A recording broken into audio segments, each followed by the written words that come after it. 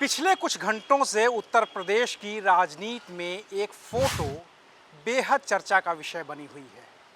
और जैसे ही ये फोटो सोशल मीडिया पर सामने आई है, पूर्वांचल की राजनीति में खलबली मची है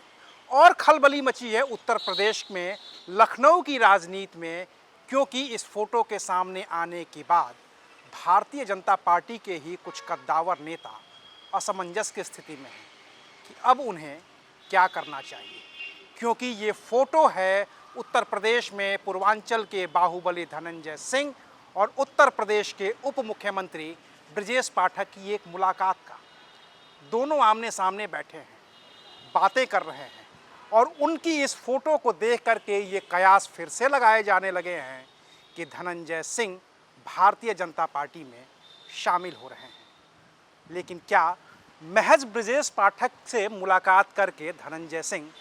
भारतीय जनता पार्टी में शामिल हो सकते हैं? कहने वाले कह सकते हैं कि हाँ, उत्तर प्रदेश के उप मुख्यमंत्री हैं, कद्दावर नेता हैं, धनंजय सिंह जैसे नेता को तो वापस लेके आ ही सकते हैं। लेकिन जो लोग राजनीति को बेहद करीने से समझते हैं, वो इस बात को भी समझते हैं कि भारतीय जनता पार्टी में शामिल होने का मतलब सिर्फ प्रदेश स्तर की हाँ ही नहीं, बल्कि केंद्रीय स्तर की भी हाँ लगती है।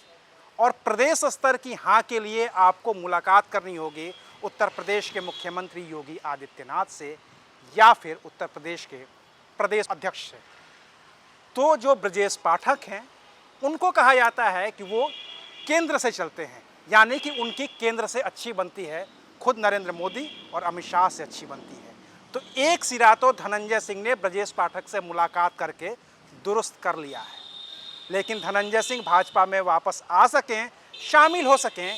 इसका दूसरा सिरा जोड़ने के लिए उनकी पत्नी श्रीकला रेड्डी भी उत्तर प्रदेश के मुख्यमंत्री योगी आदित्यनाथ से मुलाकात कर चुकी हैं। और अगर केंद्र और राज्य दोनों ही समानांतर चले तो हो सकता है कि आने वाले दिनों में धनंजय सिंह, जो पूर्व सांसद बसपा के रहे हैं, वो भारतीय जनता पार्टी के नेता बने हुए नज़र आ सकते हैं और उनकी भारतीय जनता पार्टी में लॉबिंग को लेकर के इस प्रदेश के और भी कई कद्दावर नेता और ख़ास तौर से उनके सजातीय नेता भी लामबंद होने लगे हैं। और इसका नज़ारा पिछले दिनों गोंडा में भी देखने को मिला था, जब बृजभूषण शरण सिंह ने अपने जन्मदिन पर एक कथा कराई थी और उनके सजातीय कई कद्दावर नेता वहाँ पर उस मंच पर मौजूद थे।